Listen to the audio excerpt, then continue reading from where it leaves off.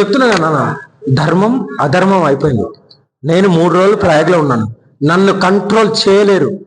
ఏంటి 3 రోజులు ప్రయాగ్లో ఉంటే నన్ను కంట్రోల్ ఎవ్వరు చేయలేరు. పెద్ద పెద్ద గురువులకే నేను స్టేట్మెంట్ ఇచ్చాను, మీకు వచ్చుంటాయి. పెద్ద పెద్ద గురువులే నన్ను కంట్రోల్ చేయలేరు. అలాంటిది నేను ఎందుకు వచ్చానంటే, నేను మళ్ళీ 20 తారీఖు వెళ్తున్నాను, వచ్చే నెల 20కి లాస్ట్, ఓన్లీ స్టార్టింగ్ ఎండింగ్ అదే నాది.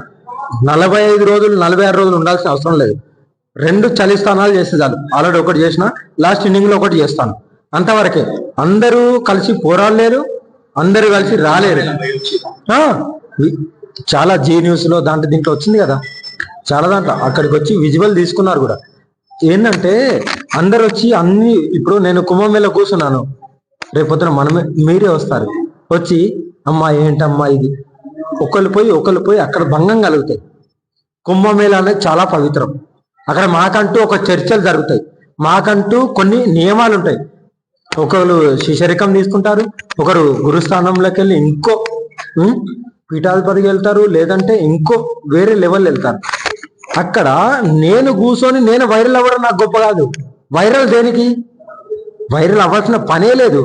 కానీ అక్కడ పబ్లిక్ ని కంట్రోల్ చేయాలంటే కాదు, ఎవరి వల్ల కాదు. ఇప్పుడు అందరూ 2 ఎస్ఐలు ఇంతమంది వచ్చారు, అక్కలు అందరు వచ్చారు, ఈ నాన్న వాళ్ళు వచ్చారు, కంట్రోల్ చేశారా? నేను వచ్చాను, అవును కదా. వాళ్ళకు కూడా మనం గౌరవం ఇవ్వాలి. మరి నేను కూర్చున్న కాడ ఇలాగే ఉంటాను నాన్న.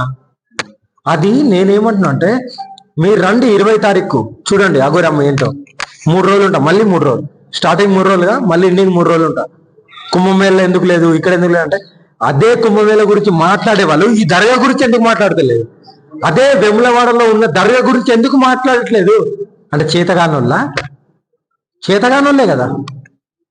చేతగాని తనం కాబట్టి మన గుడిలో ఆ దరిద్రం ఉన్నందువల్ల ఎందుకు మాట్లాడలేదు?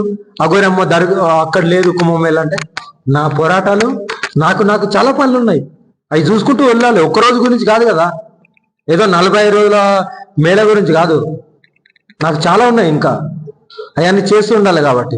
ఓకేనా? వెములవాడ వెళ్ళి ఆ దర్గాని ఏదో ఒకటి చేసి అప్పుడు వస్తాను. ఓకేనా? హర హర మహాదేవ్. అందరూ బాగుండండి. జై సనాతనం, జై హింద్, జై భారత్. హర హర మహాదేవ్. జై శ్రీకాళి.